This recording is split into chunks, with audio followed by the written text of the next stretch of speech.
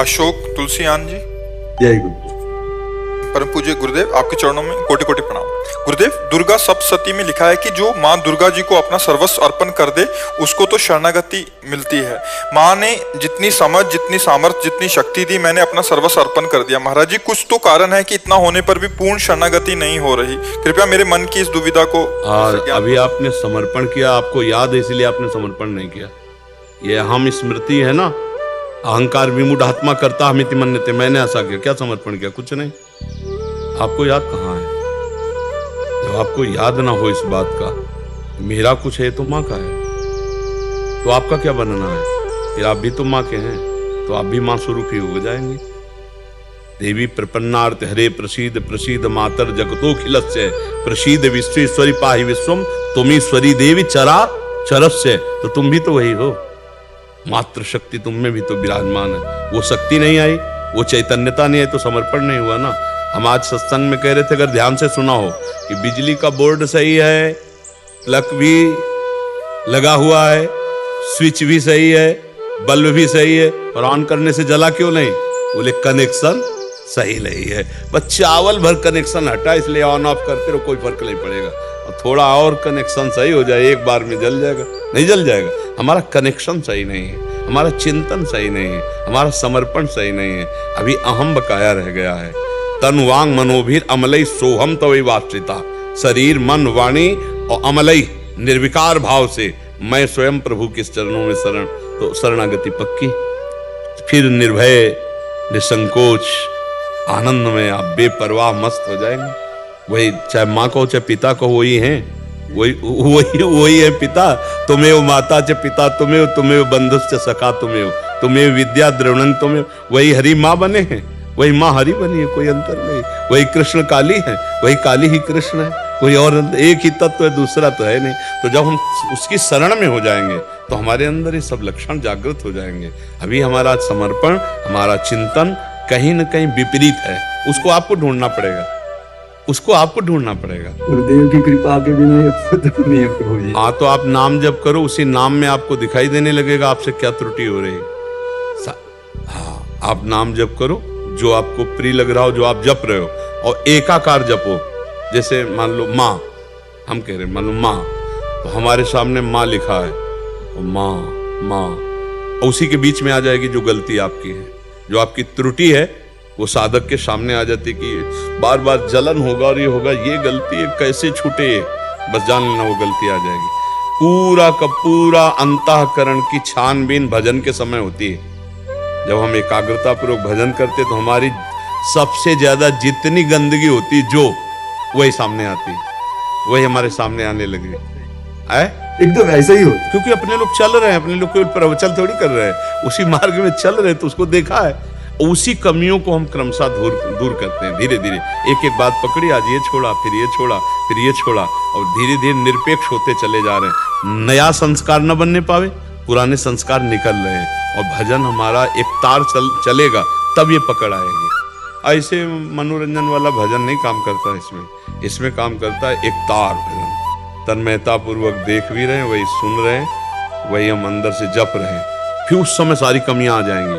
आप में जो जो कमी है वो उस समय दिखाई देने लगेगी। ये कमी है, ये कमी है, ये कमी है। बस उन कमियों को अपने दिमाग में नोट करो और धीरे धीरे हटाओ, तो आप शरण में माँ के होते चले जाओगे। हाँ, कुपुत्रो जायते कुचिदपि कुमाता न भवति, उन्होंने तो प्यार ही किया है। हमारी तरफ से जो कमी है उसको हम माँ के ज्ञान बल से, बुद्धि बल से दूर करते हैं, और माँ के करुणा में चरणों का आश्रय लेकर के माँ स्वरूप हो जाते हैं। चिद चिद लक्षणम, चेतन अचेतन वही तत्व है, उसी में लीन हो गए, तब हो गया। माँ में इतना चिंतन करे कि अपना स्वरूप माँ में हो जाए, तभी माना जाएगा कि आप माँ के पूर्ण शरणागत हो गए। नहीं, हाँ, ये ढांचा केवल है, अंदर मंदिर में माँ ही बैठी है। तो माँ ने इतना तो ज्ञान करा भी दिया है, अनुभव में नहीं आया। बस अनुभव बिना ज्ञान। जैसे मान लो हम कहा कि खीर बनाने की पूरी प्रक्रिया पता है, पर कभी बना के नहीं खाया, तो अधूरा है ना प्रक्रिया। एक बार चक बना करके खाए तो ये बात अनुभव में आ जाए, तभी अनुभव गम में भजे जय संता। ज्ञान तो बहुत लोगों को है, लेकिन उसका अनुभव कहाँ है? अनुभव हो जाए तो जीवन मुक्त हो जाए। आनंदमय हो जाए। ठीक है। महर्षि, जैसे हमें प्यारी जी श्री जी राधा रानी से प्रेम है और उनके भक्तजनों को उन पे पूरा दृढ़ विश्वास है और वो प्रेम भी करती हैं हमसे, तो वैसे ही जो माँ के भी बहुत सारे भक्त हैं, तो माँ भी वैसा ही प्रेम दुलार वैसा आप सच्ची मानिएगा कि माँ को जो नहीं भजते उनको भी माँ दुलार कर रहे हैं, कि जो माँ को भज रहे हैं उनको दुलार कैसे ले करेंगे। देखो ना, पूरी सृष्टि का पालन पोषण माँ के द्वारा ही तो हो रहा है। आद्या शक्ति त्रिगुणमयी माया माँ भगवती अम्बा ही तो पूरे जगत का पालन पोषण कर रही है। हरि की शक्ति से तो सब हो रहा है। तो शक्ति स्वरूपा यही तो है माँ, यही तो जगदम्बा है। तो हमें लगता है यदि हम प्यार से भजन करेंगे तो निश्चित यही सब हैं। आपसे सच्ची कहते हैं, आप सीता कहो, राधा कहो, दुर्गा कहो, काली कहो, अम्बा कहो, वो महाशक्ति है। वही सब परम तत्व है। 10-20 तत्व नहीं है, एक ही है। लीला में अलग अलग लीला है। कहीं माँ का शांत रूप है, गौरी शांत रूप, कहीं विकराल चामुंडा भद्रकाली विकराल, कहीं विकराल कहीं शांत, उन्हीं के सब रूप है। हम अगर प्यार से माँ को भजेंगे तो भगवत प्राप्ति भी हो जाएगी, ब्रह्म बोध भी हो जाएगा, जो चाहोगे वो हो जाएगा।